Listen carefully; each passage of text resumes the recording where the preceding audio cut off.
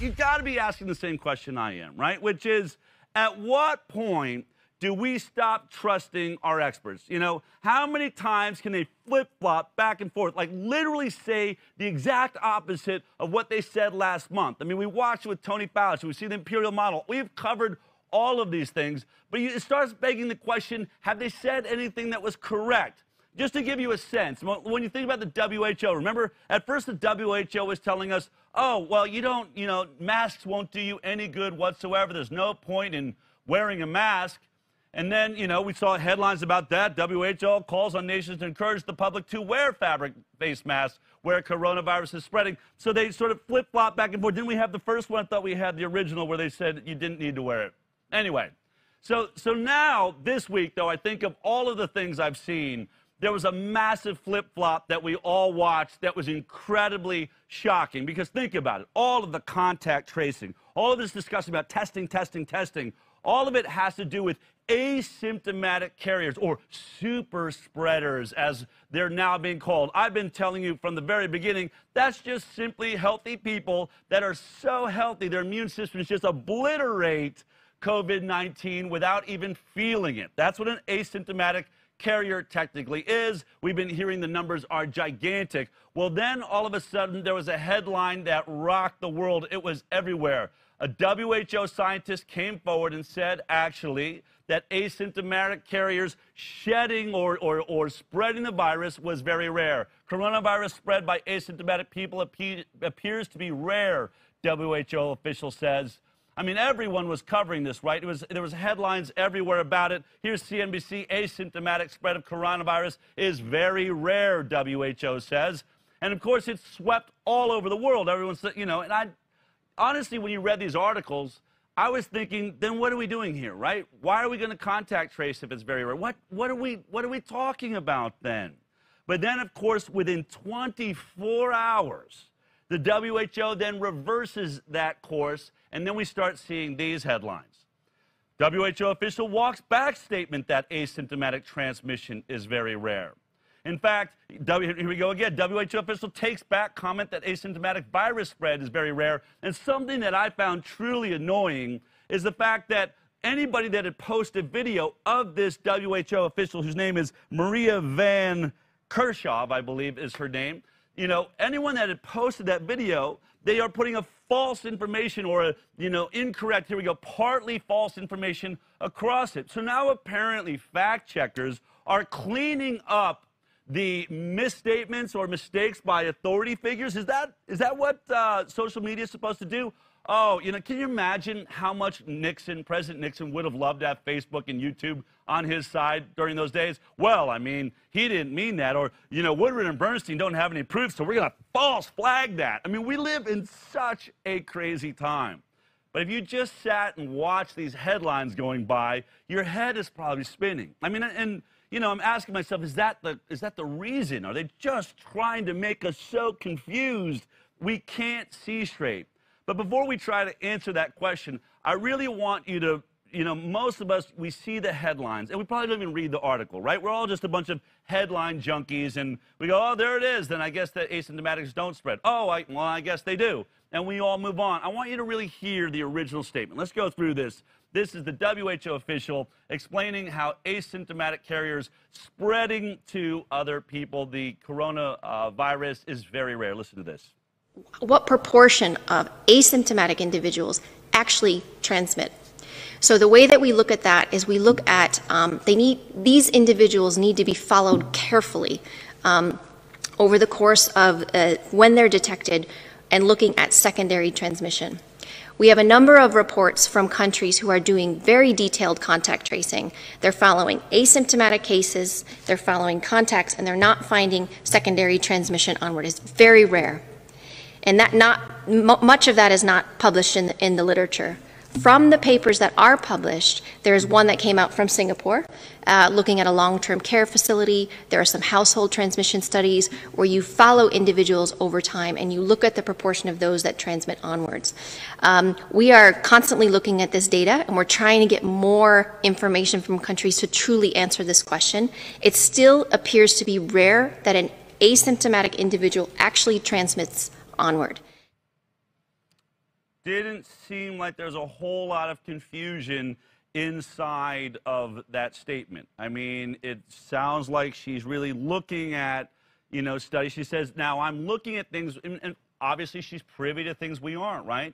She's a head scientist at WHO or spokesperson. So what she's saying is behind closed doors, we're looking at these very in-depth studies by experts, some of them not published yet, but I'm sharing this information with you. And then she sort of doubles down at the end. But I mean, what we're looking at, it's rare. You know, it's rare to see a spread by an asymptomatic carrier. But obviously, you can imagine what happened. What does Tony Fauci think about that? What is Bill Gates going to do? What are all these people that are pumping the fact that we're supposed to be terrified of being personally? Aren't I wearing a mask right now because I could be an unknown super spreader? I'm walking around healthy, but I could be carrying it, and possibly I'm going to get grandma killed.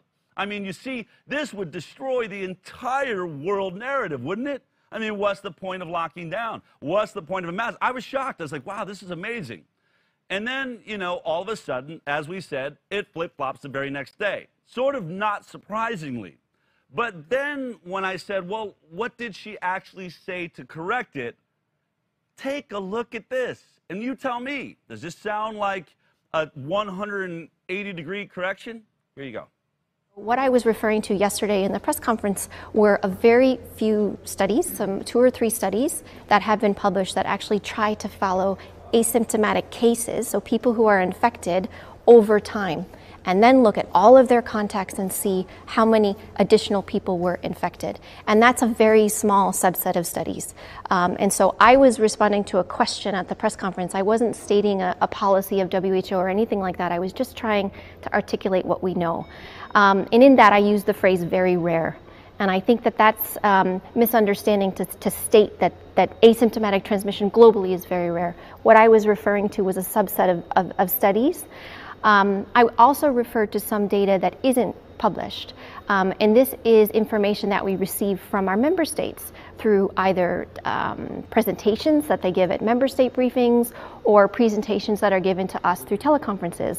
As you know, and as we've said previously, we convene global expert networks. And at many of those, we discuss a lot of ongoing research, ongoing studies that are there.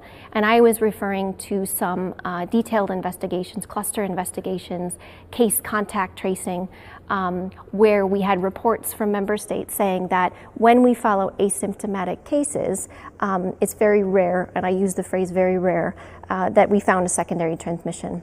What I didn't report yesterday was, because this is a major unknown, because there's so many unknowns around this, some groups, some modeling groups have tried to estimate what is the proportion of asymptomatic people that may transmit.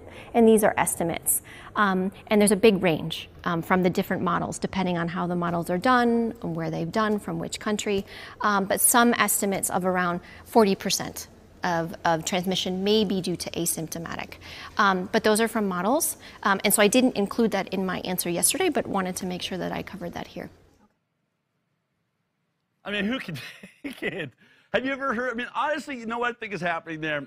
We do blame science. We are like starting to feel like scientists are just criminals. They're lying to us. What I actually think you have there is someone, Maria there, I don't think she can actually lie. And we've all worked for that boss, right? We've been in that position, whether you're in a restaurant and you messed up somebody's food and you just got to go as the waiter and take the fall, right? Obviously, behind closed doors, Fauci's calling in, Gates is calling in, everyone's saying, who is this idiot speaking for the WHO? I thought we weren't going to tell the people the truth. Wasn't that the deal? Did we say, if you are going to decide to tell the people the truth, you call me first, right? My name's Bill Gates. You know who I am. I'm funding the World Health Organization. Do you want to make sure you give me that call next time? Because this can't be happening. And for all of my friends out there that keep referring to the cabal of the world takeover of the Illuminati, all I gotta say is, if that is true, it's an Illuminati of clowns, okay? I've never seen a bigger bunch of clowns in my life. These people cannot get their story straight. I mean, how is it that the WHO just spouts off actual facts without having Tony Fauci know that that's what she was about to say, or Bill Gates, or all the other players in this entire thing? Now, my point being, I mean, listen to what she said, right? She's essentially saying, well, what I meant to say is we have global expert networks, right? Expert networks that have really good data collection systems. And when we look at those, their results are coming out very rare. But when we, I forgot to mention the other group, those mathematicians that don't, well, let's play it again. Just play the last part there. And I was referring to some detailed investigations, cluster investigations, case contact tracing, where we had reports from member states saying that when we follow asymptomatic cases, when we actually follow it's very rare, and I use the phrase very rare, and we get real that data, we found a it's secondary really rare, transmission. and that's what we found What there. I didn't report yesterday was, because this is a major unknown, because there's so many unknowns around this, some groups, some modeling groups have tried to estimate what is the proportion of asymptomatic people that may like the imperial model. And these are estimates. And there's a big range from the different models, They're all over depending the on map how the because models they're are not using done, any data where they're whatsoever. done, from which country. I didn't But mention some those people. estimates of around 40% They're really high. of transmission may numbers. be due to asymptomatic. Right. But those are from models. And so I didn't include that in my answer yesterday, but wanted to make sure that I gave you facts. I mean, it's crazy, right? I mean, you see what she's saying? It's absolutely nuts. And I think the only way, I really thought, like, what is that doing in my head? There's really only one way to state it, and I think it was best stated once by President George Bush. There's an old saying in Tennessee, I know it's in Texas, probably in Tennessee, that says, fool me once, shame on you. If fool me, we can't get fooled again. We sat around, honestly, I sat with my team and said, okay, we're trying to get through this, right? We're trying to get to sanity. We've proved that the numbers have been off. We know the models are terrible. Are they, and this was the question I think you're probably asking too, are they doing this on purpose? Are they purposefully just being confusing to somehow, stay in control? And when we all sort of went through it and really laid it on the table, it just doesn't seem that you're going to hold on to the mind of America and keep us terrified by acting like a bunch of flip-flopping clowns with big red noses on that can't seem to get anything right. So I'm going to just assume what I'm saying. This is the biggest mess. It's a quagmire, it's a disaster, and while it's all going on, I don't think it's on purpose, folks. In fact, it's why I have a really good feeling we win this, because if you have half a brain cell, you're more organized than the people that are trying to make you terrified. If you like that clip, then be sure to check out our live broadcast of The High Wire every Thursday morning at 11 a.m. Pacific Time. You can watch it on Facebook, YouTube, iTunes, and Twitter. We'll see you there.